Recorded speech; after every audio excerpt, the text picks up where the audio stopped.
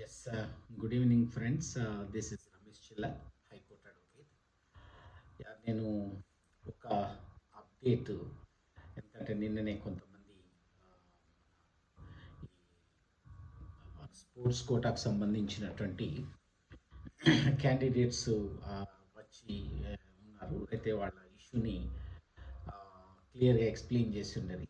So అయితే ఇలానే అంటే అందరికీ అన్ని గ్రూపులు ఉన్నట్టుగా స్పోర్ట్స్ దానికి ఎక్కువ మంది గ్రూప్ లేరని చెప్పి వాళ్ళ ఒక ఈ ఇష్యూ గురించి చాలామంది బాధపడుతున్నారు సార్. కానీ విషయం అందరికీ తెలియదు. సో కాబట్టి ఒక వీడియో చేయండి సార్ అని అంటే ఈ వీడియో చేస్తున్నాను చాలా రోజుల తర్వాత. బట్ ఎస్, ఈ వీడియో అవసరమని అనిపించింది. ఇది ఇదేంటంటే స్పోర్ట్స్ కోటాకు సంబంధించి. ఈ స్పోర్ట్స్ కోటా అంటే అత్యంత దారుణంగా అన్యాయానికి గురి కాబడుతున్నటువంటి సెక్షన్ ఏదైతే ఉంది అనుకుంటే, ఎస్పెషల్లీ పోలీస్ రిక్రూట్మెంట్ బోర్డులో. మిగతా దగ్గర ఈ స్పోర్ట్స్ కోటాకు అన్యాయం ఏమీ లేదు. ఈ పోలీస్ రిక్రూట్మెంట్లో జరుగుతున్నటువంటి అన్యాయం అయితే అంతా ఇంత కాదు. ఒకటే ఎగ్జాంపుల్ చెప్పి డైరెక్ట్గా మనం సబ్జెక్టులోకి పోదాం. 2018లో ఒక్క ఏఆర్ పోస్టులు 5,000 దాకా, 5,000 పై చెలుకుండే. మొత్తంగా 2% 74 జీవో ప్రకారంగా 2% స్పోర్ట్స్ కోటాకు కేటాయించబడ్డది. అంటే ఆ 2018లో ఏఆర్కి 105 పోస్టులు, అంటే 2% ఈక్వలెంట్ టు 105 పోస్టులు అయితే. మీరు నమ్ముతారా ఎంత అన్యాయం జరిగిందో? 105 పోస్టులకు ఎంతమంది స్పోర్ట్స్ కోటాలకు వెళ్ళి తీసుకున్నారు? 105 మందికో ఒక గెస్ట్ చేయండి, మీరు బట్టి గెస్ట్ చేయండి. ఈ ఈ సెకండ్లలో కావచ్చు, కానీ గెస్ట్ చేసి పెట్టండి. అక్షరాల అంటే మీ గెస్ట్కే సరిపోదు. మీరు ఎవరైనా కావచ్చు కాక 105 పోస్టులకు ఎన్ని పోస్టుల మంది స్పోర్ట్స్ వాళ్ళు జాయిన్ అయి ఉంటారు, స్పోర్ట్స్ వాళ్ళని తీసుకొని ఉంటారు అని కనుక మీ ఆలోచిస్తే మీ ఊహకు అందే ప్రశ్నే లేదు. ఐఎమ్ ఫర్ ష్యూర్ 8 మందిని తీసుకున్నారు. 97 మందిని, అంటే 97 మందికి రావలసినటువంటి న్యాయంగా, చట్టపరంగా, జీవో పరంగా రావాల్సినటువంటి 105 పోస్టులలో 97 పోస్టులు కాదన్నారు. ఇది నేను చెప్తుంది ఓన్లీ ఏఆర్కు మాత్రమే. ఇంకా సివిల్, టీఎస్ఎస్పీలు అవన్నీ ఉన్నాయి. అవన్నీ కూడితే అన్నీ చేస్తే ఆ 7 3 21, అంటే ఒక 300 పోస్టులకు 20 నుంచి 25 పోస్టులు ఇచ్చుంటారు. మిగతా అసలు 275 పోస్టులు ఇవ్వలేదంటే మీరు నమ్మండి. ఇది అత్యంత దారుణంగా అన్యాయానికి గురి కాబడుతున్నటువంటి ఏరియా. అలా అని పిల్లలేమి ఎవరి దగ్గరికి పోలేదా అని అంటే 2018 నుంచి ఇప్పటికీ స్పోర్ట్స్ అథారిటీ ఆఫ్ తెలంగాణ, ఇంతకుముందు ఏది ఏపీ సాట్స్ అని ఉండేది, sports authority Telangana sports authority ఉంది. నేషనల్ స్కూల్ గేమ్స్ ఉంది. ప్లస్ ఆఖరికి మీరు నమ్మరు, ఒకనొక దశలో వచ్చి పిల్లలు సార్ ఏదన్నా లీగల్గా ఎక్స్ప్లెయిన్ చేయాలంటే మీరుంటే బెటర్ సార్ అని అంటే జనరల్గా నేను అంటే డిస్కరేజ్ చేస్తూ ఉంటాను. అంటే నా వరకు ఏదో పొలిటికల్ లీడర్స్ని, మినిస్టర్స్ని నేను కలవడం అవసరం లేదు, నేను ఏదైనా ఉంటే కోర్టులో చూస్తాను తప్ప నేను రాననే చెప్తాను. కానీ ఆ పిల్లల నిజంగా అంటే ఆ అన్యాయానికి ఒక రకంగా చెలించిపోయిన నేను, శ్రీనివాస్ గౌడ్ ఇంతకుముందు స్పోర్ట్స్ మినిస్టర్గా ఉన్నప్పుడు నేను కూడా అక్కడికి పోయి ఎక్స్ప్లెయిన్ చేసి వచ్చిన. కానీ ఆయనకున్న అవగాహన ఏమీ లేదు, వాళ్ళ సెక్రటరీ అక్కడ ఉన్నటువంటి పిఎస్కు ఉన్న అవగాహన లేదు, ఏమీ లేదు. ఎక్కడ వేసిన గొంగలు అక్కడనే ఉండడమే కాకుండా 2018లో జరిగినటువంటి అన్యాయమే 2022 నోటిఫికేషన్లో కూడా కొనసాగింది. సో అందుకోసమని పిల్లలు మళ్ళీ వచ్చి అడిగినప్పుడు ఎస్ దీనికి ఏదైనా ఒకటి చేయాలనేది అనమాట. దానికంటే ముందట ఒక 2 బ్రీఫ్ ఏంటంటే 74 జీవో వెరీ క్లుప్తంగా చెప్తాను. 74 జీవో అనేది ఈ స్పోర్ట్స్ కోటాకు ఎంప్లాయ్మెంట్లో రిజర్వేషన్కి సంబంధించి ఉంటుంది. అందులో అంటే ఎవ్రీథింగ్ ఉంటుంది దాంట్లో. నిజంగా మీ ముందట పెట్టిన అంటే మీరు మీరు ఆఫీసర్లు కాకపోయినప్పటికీ, మీకు చట్టం తెలవకపోయినప్పటికీ, మీ ముందట పెట్టిన అందులో ఏముందో చెప్తారు. అది ఎలా ఫాలో కావాలో తెలిసిపోతుంది. చాలా డీటెయిల్డ్‌గా ఉండేటువంటి జీవో. దాంట్లో ఏముంటుందంటే ఏ ఏ స్పోర్ట్స్‌ని ది స్పోర్ట్స్ రిజర్వేషన్ కింద కన్సిడర్ చేయొచ్చు అని ఒక 29 స్పోర్ట్స్ ఉంటాయి. Kabaddi, hockey, cricket, kho kho, badminton ఇలా అన్నీ ఒక 29 ఉంటాయి. సో మీరు ఏదైనా ఆట ఆడితే ఆ 29లలో ఏదో ఒక ఆటలో ఉంటే మాత్రమే మీకు 2% రిజర్వేషన్. ఇక్కడికి క్లియర్. రెండవది ఏముంటుందంటే మరి ఎలా ఇవ్వాలి? ఎవడికి ముందు ఇవ్వాలి? ఎవడికి ప్రిఫరెన్స్ ఇవ్వాలి? ఎవడు హై లెవెల్‌లో ఉన్నట్టు, ఎవడు లో లెవెల్‌లో ఉన్నట్టు అనేది రెండో దానికి సంబంధించినటువంటి అనెక్సర్. దాంట్లో ఏముంటాయంటే 1-90 ఉంటాయి. వెరీ సింపుల్‌గా చెప్పాలంటే ఒకటోది హైయెస్ట్‌ది అదేంటంటే ఒలింపిక్స్‌లో ఆడినోళ్ళది. ఇక ఒలింపిక్స్ అంటే తెలుసు కదా మీకు. ది హైయెస్ట్ ఏమంటాం స్పోర్ట్స్‌లో ఏదున్నా గానీ అది అథ్లెటిక్స్ గానీ, గ్రూప్ గానీ ఏదన్నా గానీ that's the highest level of sports in the world. ఇక లాస్ట్‌కొచ్చినాక 90వది ఉంటది. 90వది ఆ రూరల్ స్పోర్ట్స్, డిస్ట్రిక్ట్ లెవెల్ స్పోర్ట్స్‌లో ఆడతారు కదా! అది వాళ్ళకి సంబంధించింది. అంటే మీరు ఎవరైనా స్పోర్ట్స్ వోళ్ళు గనుక అప్లై చేసినప్పుడు వాళ్ళకు మొదట్లో ఆడినోడికి అదే అట్లా 90 నుంచి 1 నుంచి 2, 3, 4 ఇట్లా వెళ్ళుకుంటూ వెళ్ళాలి. ఇది ఇక్కడికి క్లియర్. దీనికి సంబంధించి అంటే ఎక్కడ కూడా దీంట్లో ఏ లెవెల్ కూడా సపోజ్ నాదొక 60 ఉందనుకోండి. నాకంటే మీది ఒక 55 ఉందనుకోండి. ఎట్టికోసారి మీకే ఇవ్వాలి. ఇక్కడ ఇంకొక పాయింట్ ఏందంటే స్పోర్ట్స్ కోటాకు సంబంధించి ఏందంటే ఈ బోర్డు నిర్ణయించినటువంటి అది టీఎస్ఎస్పీ కావచ్చు, మన పోలీస్ రిక్రూట్మెంట్ బోర్డు కావచ్చు, ఇంకోటి కావచ్చు. వాళ్ళు బోర్డు నిర్ణయించినటువంటి మార్కులు వచ్చిన తర్వాత బోర్డు నిర్ణయించినటువంటి క్వాలిఫైయింగ్ మార్కులు వచ్చిన తర్వాత అందరూ సమానమే ఈ స్పోర్ట్స్ కోటాకు సంబంధించి. మెరిట్ అంటే మెరిటోరియస్ స్పోర్ట్స్ పర్సన్ అంటే 1-90లో ఉండడమే మెరిటోరియస్ స్పోర్ట్స్ పర్సన్. అంతకంటే ముందు సపోజ్ నాకు ఇప్పుడు 100 మార్కులకు 80 మార్కులు వచ్చినాయి. ఓకే. నీకు 100 మార్కులకు 60 మార్కులే వచ్చేసినాయి. కానీ 35 మార్కులు, 40 మార్కులు క్వాలిఫైయింగ్ మార్క్ మనం ఇద్దరం క్వాలిఫై అయిపోయినాం. తర్వాత ఇప్పుడు ఎవరు మరి నిన్ను తీసుకోవాలా నన్ను తీసుకోవాలంటే నాకు 80 మార్కులు వచ్చినందుకు తీసుకోవద్దు, మీ 60 మార్కులు వచ్చినందుకు మిమ్మల్ని కాదనడానికి లేదు. మరి ఏం చేయాలి? ఈ 60 మార్కులు 80 మార్కులు కాదు, వాడు ఇచ్చినటువంటి 40 మార్కులు మనం ఇద్దరం క్వాలిఫై అయినాం కాబట్టి ఇద్దరం ఎలిజిబుల్. మరి దేన్ని చూడాలి? ఈ ప్రయారిటీ 1-90 ఉన్నటువంటి అనెక్సర్లో ఉన్నటువంటి 74 జీవోలో ఉన్నటువంటి దాంట్లో నీ ఆ 1-90లో నువ్వే ఆట ఆడినావు, నీ ఆట ఏ నెంబర్కి వచ్చింది, నేనే ఆట ఆడినా నాదే నెంబర్కి వచ్చింది అనేది ఇంపార్టెంట్. సపోజ్ నేను ఎక్కడనో ఒక దగ్గర నేను సపోజ్ 72 దగ్గర నేను ఉన్నాను అనుకోండి. ఓకే. సో మీరు వచ్చేసి 48 దగ్గర మీరున్నారనుకోండి. అంటే ఏంటి ఇక్కడ మీకు 60 మార్కులు వచ్చినప్పటికీ పక్క పెట్టండి. మీరు 48 అనేది మీ 1-90లో నాకు 80 వచ్చినాయి. బట్ నాకు 72 ఉన్నది. ఇక్కడ తప్పకుండా మీకు ప్రిఫరెన్స్ వస్తది. మీకు ఇచ్చిన తర్వాత మిగిలితేనే నాకొస్తది. ఇగో ఇది ప్రయారిటీ లెక్క. అంటే ఇక్కడ ఒకసారి క్వాలిఫై అయినాక అందరూ కూడా దాంట్లోకి అందరూ ఒక పూల్‌లోకి వచ్చేస్తారు. ఆ పూల్‌లో ఎవరికైతే 1-90లో ఆ ప్రయారిటీస్‌లలో హయ్యర్ ప్రయారిటీ ఉంటదో వాళ్ళకి ప్రిఫరెన్స్ ఇచ్చుకుంటూ ఇది చేస్తూ ఉంటాను.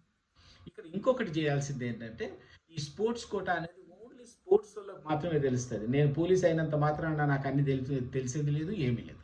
కానీ ఇక్కడ పోలీస్ రిక్రూట్మెంట్ చాలా వికృతంగా చాలా భయంకరంగా బిహేవ్ చేస్తున్నది ఏంటంటే ఈ స్పోర్ట్స్ కోటాల పట్ల. దాంట్లో 74 జీవోలో ఈ మాట కూడా ఉంటుంది. అసలు రిక్రూట్మెంట్ బోర్డోడు టీఎస్పీఎస్సీ కావచ్చు, మళ్ళీ ఈ పోలీస్ రిక్రూట్మెంట్ బోర్డు కావచ్చు, లేదా పంచాయతీ రాజుకు సంబంధించినటువంటి ఆ బోర్డు కావచ్చు. ఏ బోర్డు అయినా ఏం చేయాలనంటే ఈ ఎవరెవరు క్వాలిఫై అయినారో ఏది వాళ్ళు పెట్టినటువంటి ఒక దీంట్లో తర్వాత ఎవరెవరు స్పోర్ట్స్ కోటా కింద అప్లై చేశారో ఈ అంతా కట్టగట్టి మొత్తం సర్టిఫికెట్లు వాళ్ళ స్పోర్ట్స్ వాళ్ళ క్వాలిఫైయింగ్ అన్నీ కలిపి దాన్ని Telangana sports authority of Telangana సాట్స్కి పంపించారు. సాట్స్కి పంపిస్తే ఎందుకంటే వాళ్ళ దగ్గరనే రిజిస్టర్ ఉంటుంది, వాళ్ళ దగ్గరనే నాకు సంబంధించినటువంటి ఆడిన ఆట నేను ఎవరి తరఫున ఆడి ఉన్నాను, ఏ ఫెడరేషన్ ఆడి ఉన్నాను, నాకు ఏ ప్రైజ్ వచ్చినది అనేది ఆ రికార్డ్స్ అన్ని వాళ్ళు మెయింటైన్ చేస్తారు. అందుకని చెప్పేసి నా సర్టిఫికెట్స్ అన్ని వాళ్ళకి పంపితే ఏం చేస్తారు, నాది కరెక్టే ఉందా సర్టిఫికేట్, నేనేమైనా ఫేక్ సర్టిఫికేట్ తీసుకొని వచ్చినా, నాది ఇయర్ కరెక్టేనా, ఇది కరెక్టేనా అన్నీ చేసి ఏం చేస్తారంటే ఎస్ ఈజ్ కరెక్ట్ అని చెప్పేసి వాళ్ళు వీళ్ళు పంపించిన లిస్ట్ కాకుండా వీళ్ళు వీళ్ళకి కావాల్సింది వెనుకకు అగో అయ్యా ఇది ప్రయారిటీ లిస్ట్. ఇంకా మీరు ఎలా బీసీలో తీసుకుంటారు, ఓసీలో తీసుకుంటారు, ఈడబ్ల్యూఎస్ తీసుకుంటారు, మీకు ఏదైతే రిజర్వేషన్ పద్ధతి ఉందో ఆ పద్ధతులలో వీళ్ళని తీసుకొని కానీ ఇగో వీళ్ళు క్వాలిఫై, వీళ్ళ లెవెల్ 1 to 90లో వీళ్ళు ఉన్నారు అని చెప్పి ఇవ్వాలి.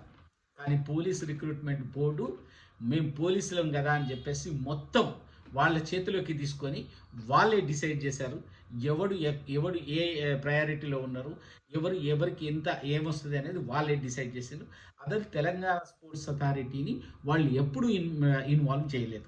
ఎందుకంటే దీన్ని పదే పదే మన స్టూడెంట్స్ అక్కడ అడిగినప్పుడు కూడా అయ్యా మాకు ఏమి ఇన్ఫర్మేషన్ లేదు కాబట్టి మేము ఏమి చేయలేమని కూడా మనకు లెటర్లు ఇచ్చినటువంటి సందర్భం ఉంది. ఇది ఇంత దారుణం జరుగుతున్న టైంలో ఇప్పుడు పర్టికులర్గా ఈ నష్టపోయిన క్యాండిడేట్స్ ఎవరు అని అంటే నేషనల్ లెవెల్లో స్పోర్ట్స్ ఆడిన వాళ్ళు.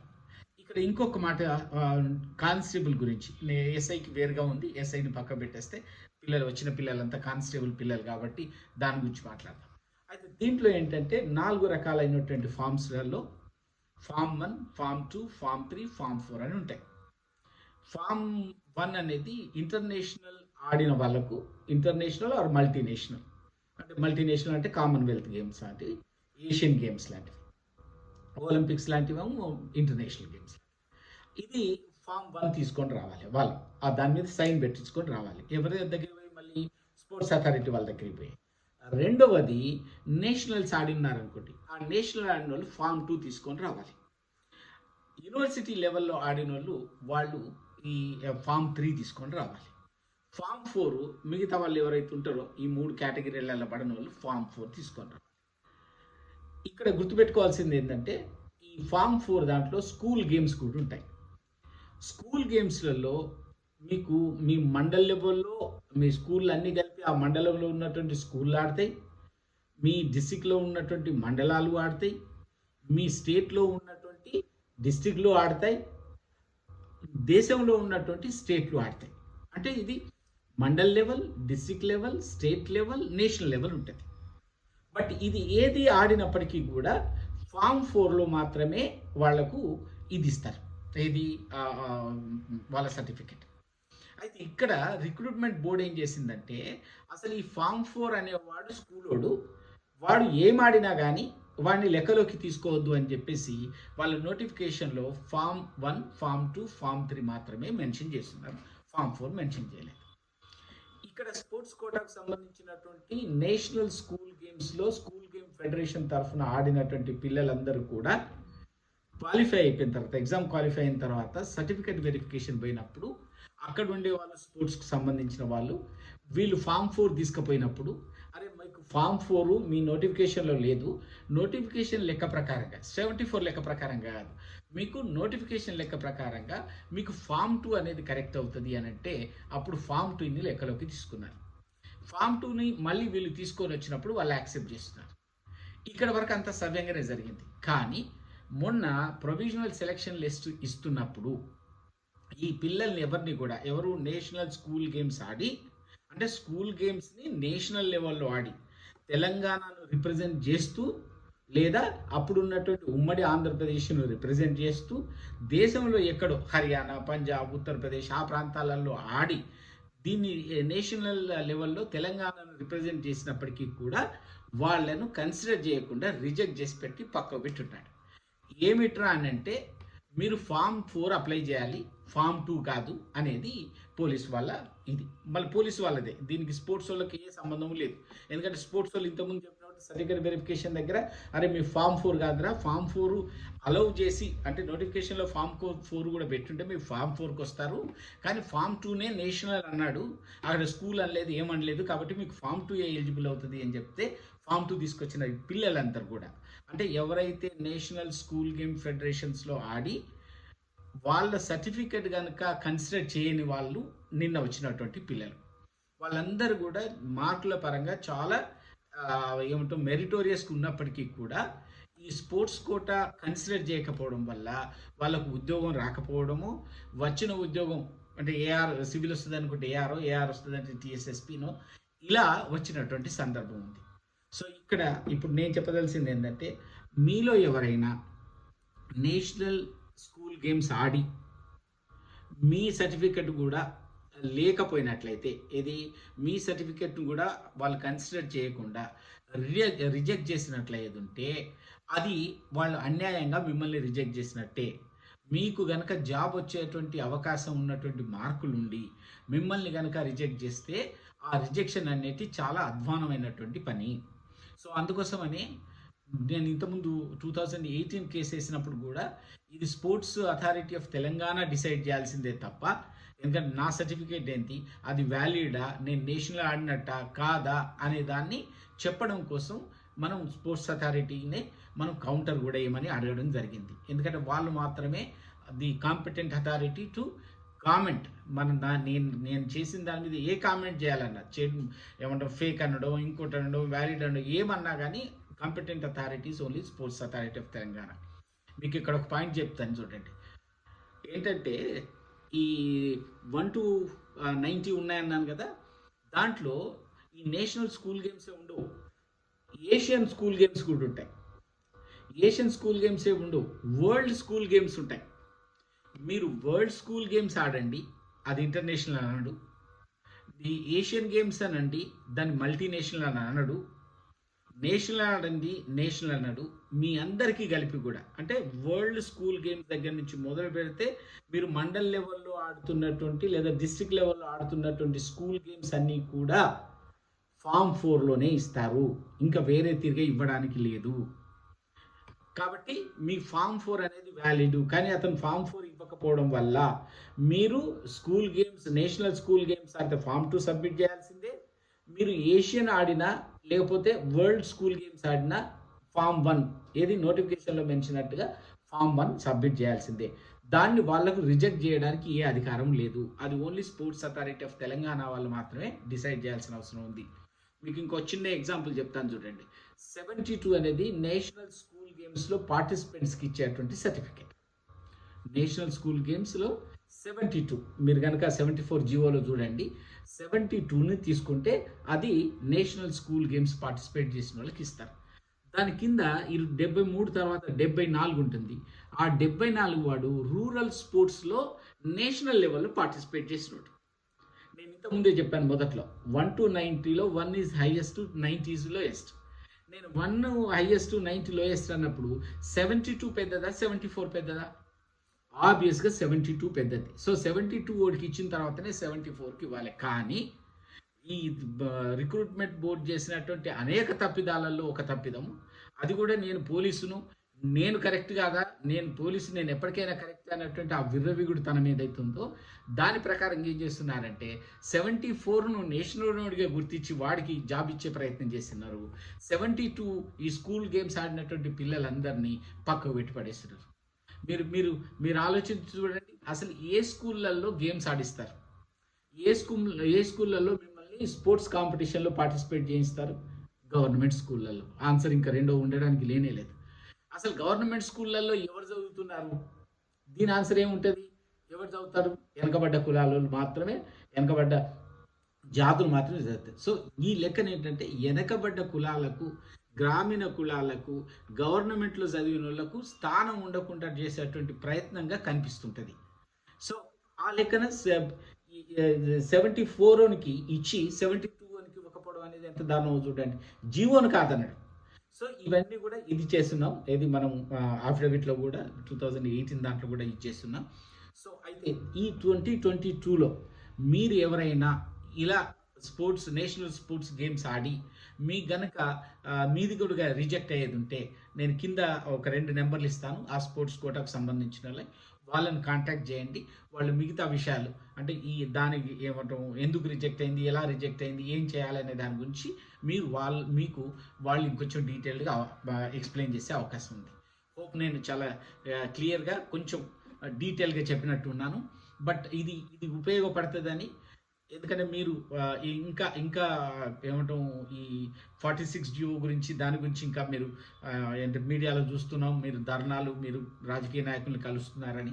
సో అందుకోసమని ఇది కూడా మీరు ఎవరైతే ఇబ్బంది పడ్డ పిల్లలు ఉన్నారో మీరు ఆ ప్రయత్నంగా కూడా చేయవచ్చు. లేదు ఇప్పుడు ఇప్పుడు నేను ఇవ్వబోయేటువంటి కింద నెంబర్లో అవుతుంది, కాంటాక్ట్ చేయండి, వాళ్ళు మరింత డీటెయిల్డ్ ఇన్ఫర్మేషన్ ఇస్తారు. Okay, thank you and all the best.